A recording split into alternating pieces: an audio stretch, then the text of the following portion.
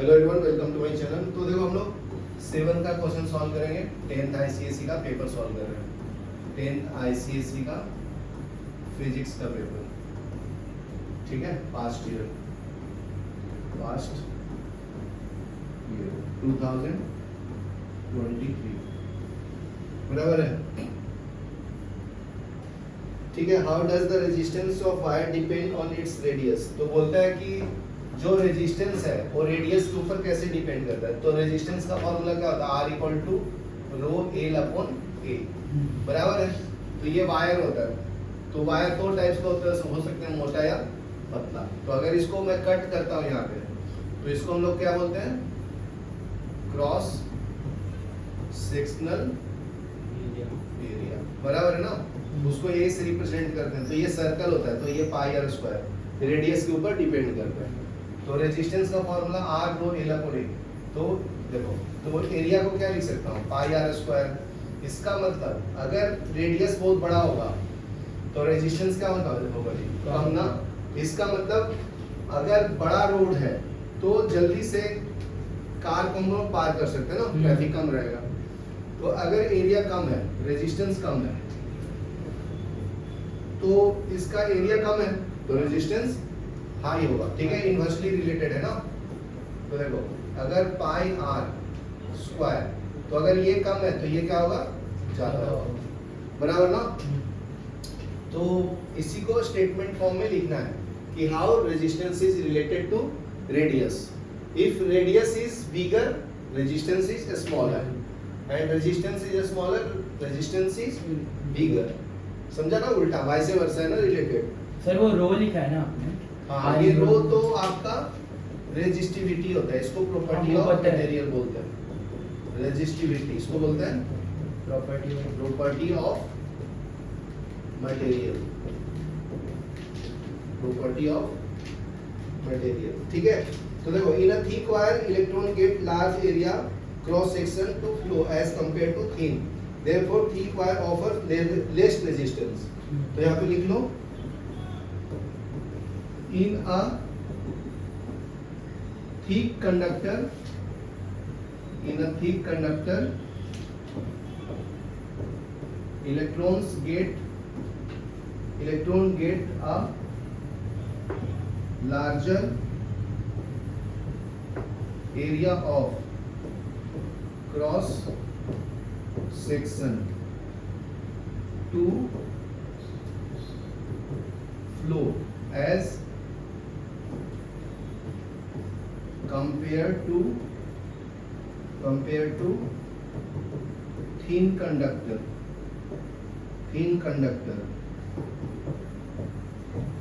therefore a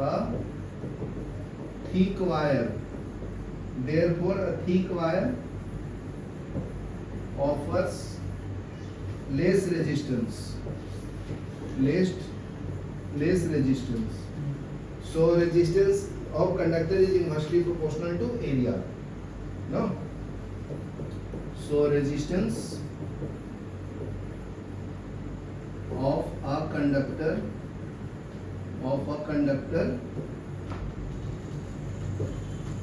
is inversely proportional to its cross sectional area, ठीक है। तो R is inversely proportional to area. तो area को हम लोग रिलेट कर सकते हैं 1/r स्क्वायर, ठीक है। तो ये बड़ा तो ये छोटा, ठीक है ना, एंड वाइस वर्सा। चलो यहाँ तक लिखो। सॉल्व करेंगे 8 का A का फर्स्ट। इन अ कंडक्टर, ठीक है, 6.25 10⁻16 इलेक्ट्रॉन्स फ्लो, मतलब नंबर ऑफ इलेक्ट्रॉन्स कितना फ्लो हो रहा है, 16।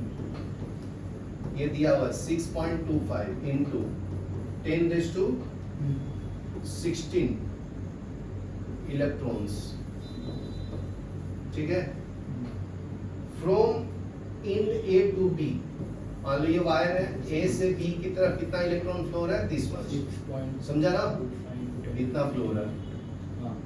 ठीक है, इन टाइम कितना ले रहा है, 2 2 सेकंड में सेकंड। ही इतना फ्लो हो जा रहा है।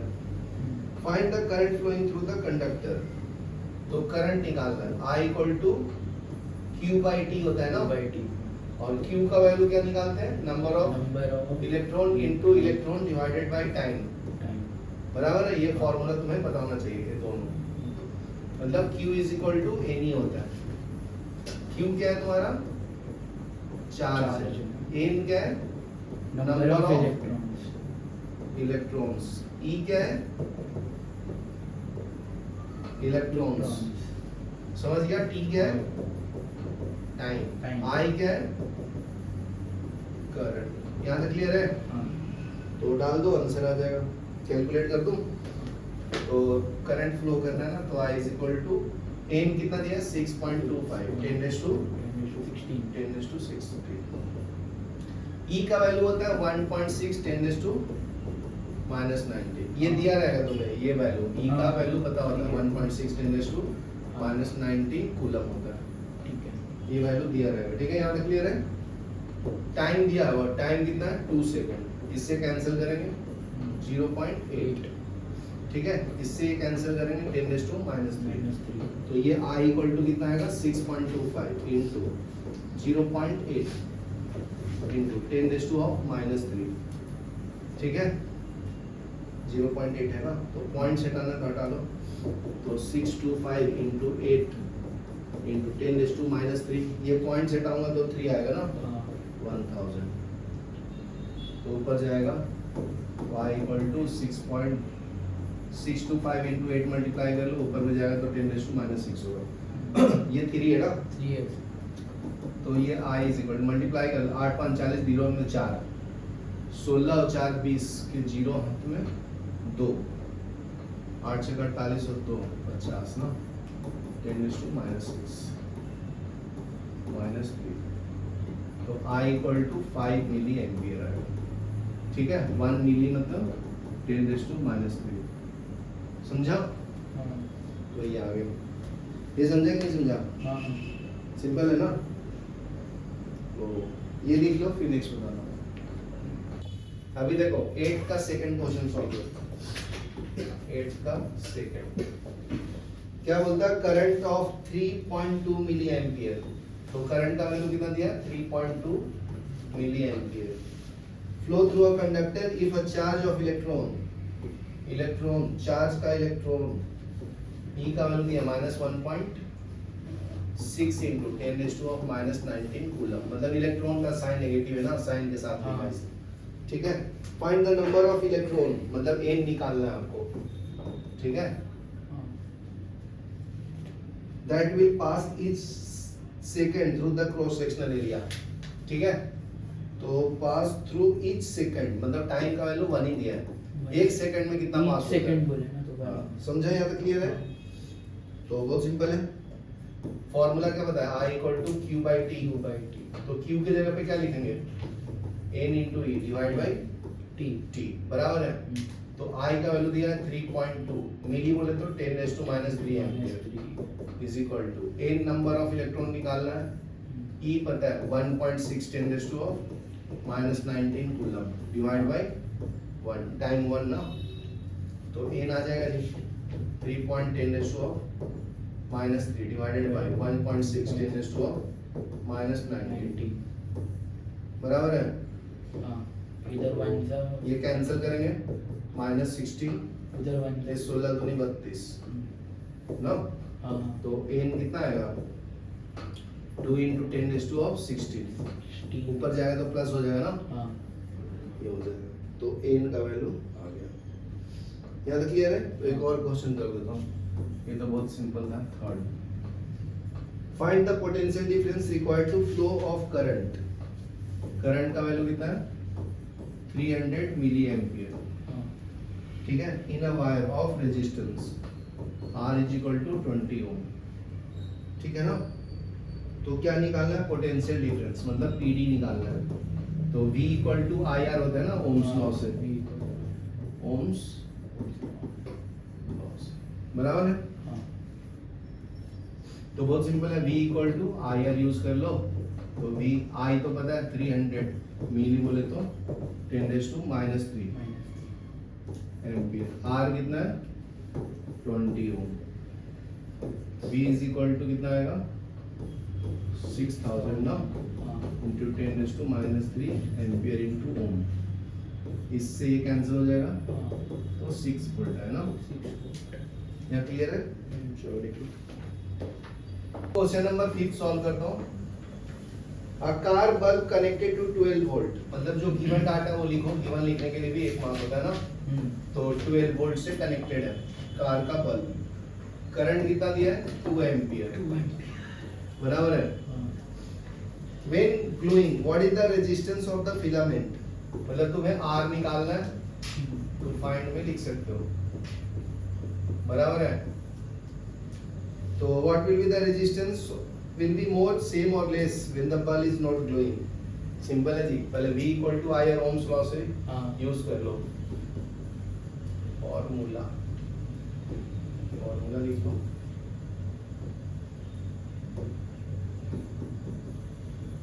Formula V equal to V कितना है 12 वोल्ट, I कितना है 2 एम्पियर, R कितना है फाइंड कर लो। तो R equal to 12 volt upon 2 ampere, ये कितना आएगा 6 ओम। ठीक है, इसको हम लोग 6 वोल्ट अपॉन एम्पियर भी लिख सकते हैं, बराबर ना। यहाँ तक क्लियर है। तो रेजिस्टेंस इससे कम रहेगा तो ग्लो नहीं करेगा ना, क्योंकि इतने के ऊपर ही ऑपरेट होता है। अच्छा समझा। तो लिख दो resistance will be less when bulb is not glowing. resistance will be less when bulb is not glowing.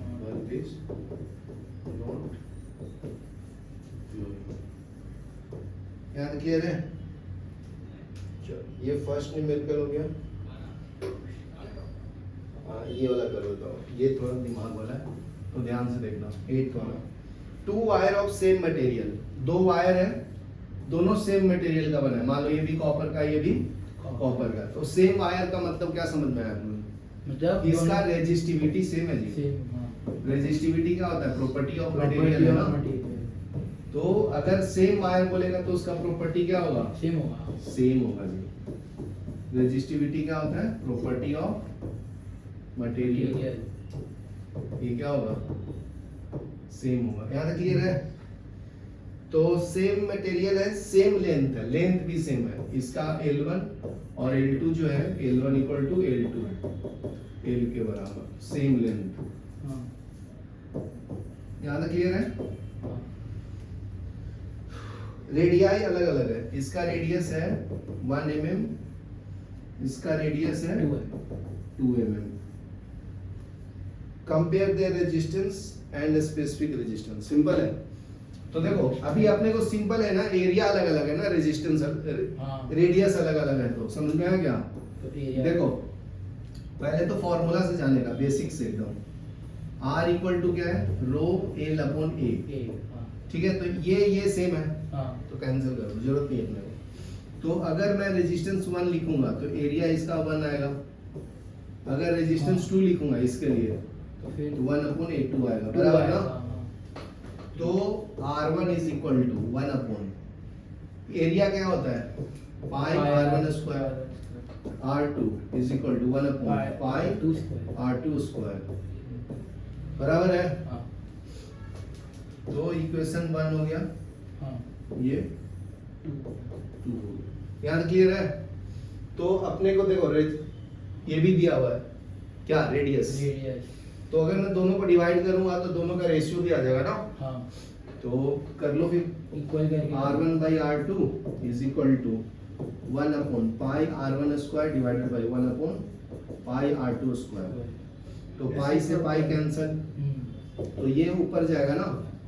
तो R2 बाई R1 का स्क्वायर, बराबर है, होल स्क्वायर लिख दिया। R1 by R2 is equal to, R2 का value कितना? 2 और ये तो 2 बाई 1, ये 4 बाई 1 हो जाएगा ना, स्क्वायर भी कर दियो। तो ये 4:1 आ गया तुम्हारा। चलो लिख लो। 9 में भी बहुत सिंपल है। देखो if a given wire of resistance R कितना दिया है, वायर है 1 ओम का, ठीक है, ये रेजिस्टेंस है, उसका 1 ओम रेजिस्टेंस है, ये वायर है तुम्हारा A से B का। If the wire of resistance 1 ohm is stretched to its length double length, तो मान लो पहले लेंथ L था 1 मीटर का मान लो, तो अभी ये स्ट्रेच करके डबल कर दिया C से D, मतलब लेंथ कितना हो जाएगा 2 मीटर, ठीक है। तो what will be the new resistance, मतलब R2 कितना होगा, तो ये लेंथ के ऊपर डिपेंड कर रहा है, ठीक है। तो अगर और सिंपल देखो लेंथ बढ़ेगा तो एरिया कम हो जाएगा ना, है। एरिया कम होगा, एरिया मोटा वायर है तो इसको यही है ना, इसको ऐसे पीटेंगे तो लंबा होगा, तो हाँ, पतला हो जाएगा ना ये, पतला हो जाएगा। समझ में आया। तो एरिया कम तो फॉर्मूला अप्लाई करो, R equal to rho L upon A, हाँ। बराबर है। हाँ, तो ये तो R1 हो गया, लेंथ 1 हो गया, तो एरिया 1 होगा। सेम मटेरियल है तो रो सेम, इसके लिए R2 is equal to rho L2 upon A2, ठीक है। तो ये R2 निकालना है ना अपने को, हाँ।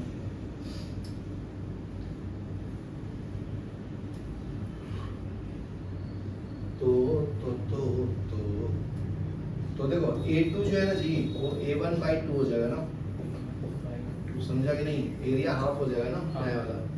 तो इसमें डाल दो, डिवाइड कर लेता हूँ फिर आंसर आ जाएगा। डिवाइडिंग 1 and 2, डिवाइडिंग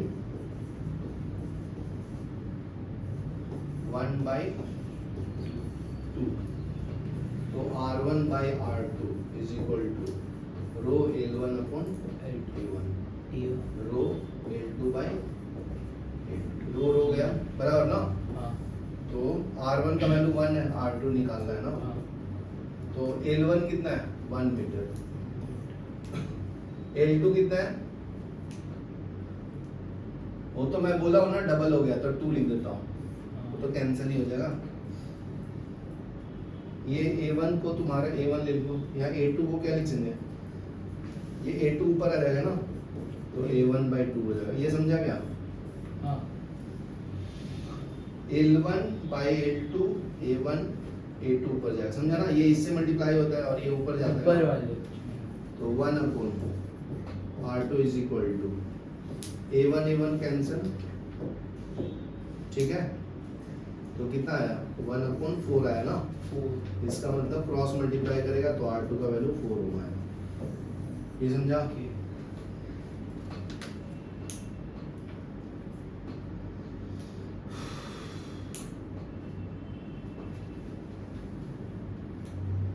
ये लिख लो, ये बताओ। अभी नेक्स्ट देखो 12 सॉल्व करेंगे। What length of copper wire of specific resistance? Specific resistance रो को ही बोलते हैं जी। Specific resistance किसको बोलते हैं? रो Resistivity को ही बोलते हैं। Specific resistance। इसको हम लोग property of material. resistivity बोलते हैं, बराबर ना। हाँ, इसका वैल्यू कितना है 1.7 into 10⁻⁻8 ओम into मीटर। रेडियस कितना दिया 1 millimetre, so that it resistance is R is 2 Om.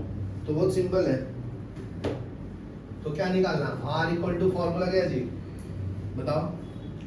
Row by 1 upon rho L upon A, L 1 upon area वाला कभी लगता है फिर। भाई ये पूरा यूज करना है, इसमें क्या दिया है, लेंथ भी दिया है, हाँ, सब कुछ दिया है। देखो रेजिस्टेंस दिया है, रेजिस्टिविटी दिया है, रेडियस दिया है, लेंथ निकालना है तुम्हें, अच्छा, समझा क्या। ठीक है। ठीक है, तो लेंथ इज इक्वल टू क्या मिलेगा बताओ, ये इधर मल्टीप्लाई होगा R A upon rho. R कितना है 2 ओम, ठीक है ना। एरिया का फॉर्मूला क्या है पाई आर स्क्वायर डिवाइडेड बाय,